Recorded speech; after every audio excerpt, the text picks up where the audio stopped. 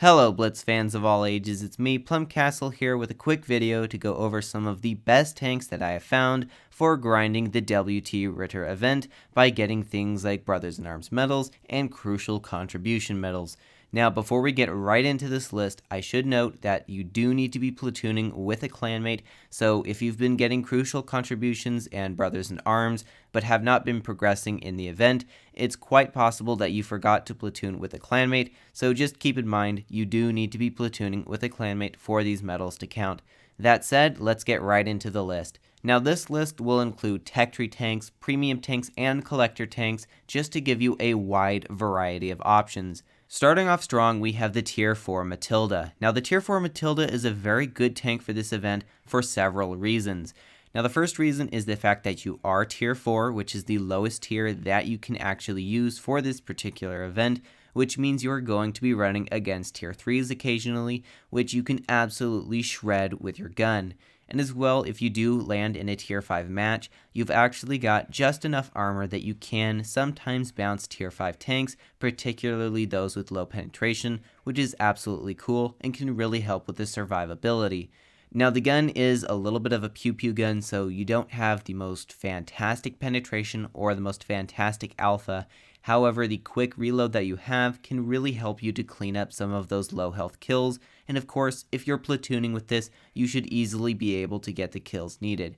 Now it should be noted the Matilda is a fairly slow tank, so if you're not into slow tanks, this still may not be the best option for you. After that, we have the Tier 4 B1.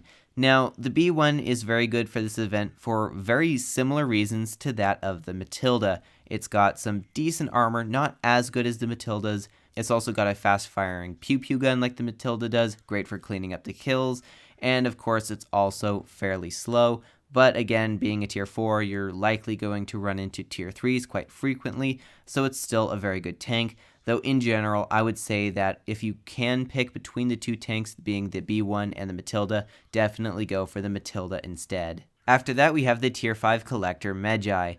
Now this tank is a clipper tank, so it's going to be very good for dealing damage in certain scenarios as well as taking kills, and it does have a very nice amount of armor, and platooning in this will likely result in you getting a lot of Brothers in Arms medals. Now again, it is a collector tank. However, being that Halloween just passed and a lot of people got this tank, I have a feeling that it's going to be a very good choice for a large number of people. As well, it's also not the slowest tank, even though it is a heavy, so you can maneuver around the map a little bit more than you could in, say, the B1 or the Matilda. Coming back into the tech tree now, we have the VK28.01. Now, arguably, this is a more skill-based tank than some of the previous ones that I've mentioned. It is a true light. It's got a very quickly firing gun. It's got normal alpha, I would say, but it has a high top speed, allowing you to zoom around the map and steal some of those kills. However, like I said, this has a higher skill cap, so it is a harder tank to play in general, so this one may not be for everyone. A possible substitute for the VK28 might be something like a Cromwell or its premium counterpart, the Cromwell B. Both of these tanks are very fast, great at maneuverability, have decent guns, and if you are running the Cromwell B, a lot of gun depression. Now, of course, these tanks are at times still very skill-based, so they may still not be the best. However, if you're just an average player, I would say in most cases, the Cromwell B is probably going to be a better option for you than the VK28. Moving into Tier 7 now, we have the Tech Tree Black Prince. Now, the Black Prince doesn't have the greatest armor, nor does it have the greatest mobility. However, what it does have is a very fast-firing gun that can, in certain situations, help clear up some of those kills. So if you are just trying to kill steal and you're right in the middle of the action, this might be a good tank to go for. The next tank in Tier 7 is the Tech Tree Tiger 1. Now, in general, I would be more inclined to recommend the Tiger 1 over the Black Prince, as it has better armor and better maneuverability, and it still isn't sacrificing too much with its gun, because the Tiger 1 still has a very good gun with a decent amount of alpha, and it also has a relatively decent reload. And with the armor and the shape of the armor, you can really survive a lot of games in this tank because you can side scrape, sometimes go hold down, and generally bounce a few shots here and there. Now, of course, this list wouldn't be complete without mentioning the Annihilator. Of course, if you've never heard of the Annihilator, you're probably going to find out very soon that it is one of the most overpowered tanks in the entire game.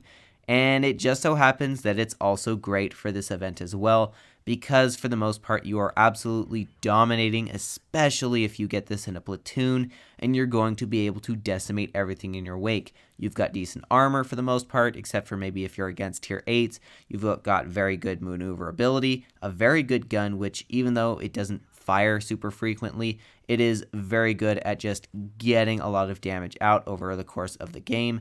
And as well, it's just a fun tank to play.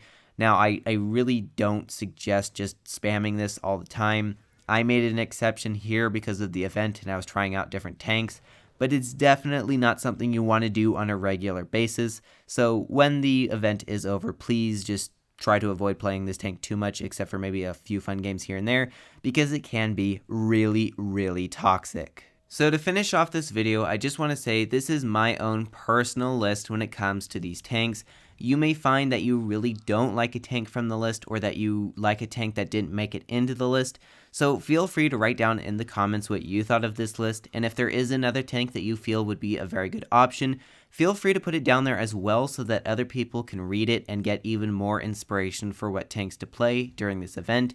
And as a general rule of thumb, if at the end of this video you still don't know what tank to play, or if you just don't have any of them, just look for whatever tank that you have that you play the best in, preferably one that has a high damage per minute. But at the end of the day, just go with what you play the best in, because inevitably that's going to end up giving you some of the best results for this event. And so with that, I hope you all enjoyed, and as always, have fun, good luck, and happy tanking.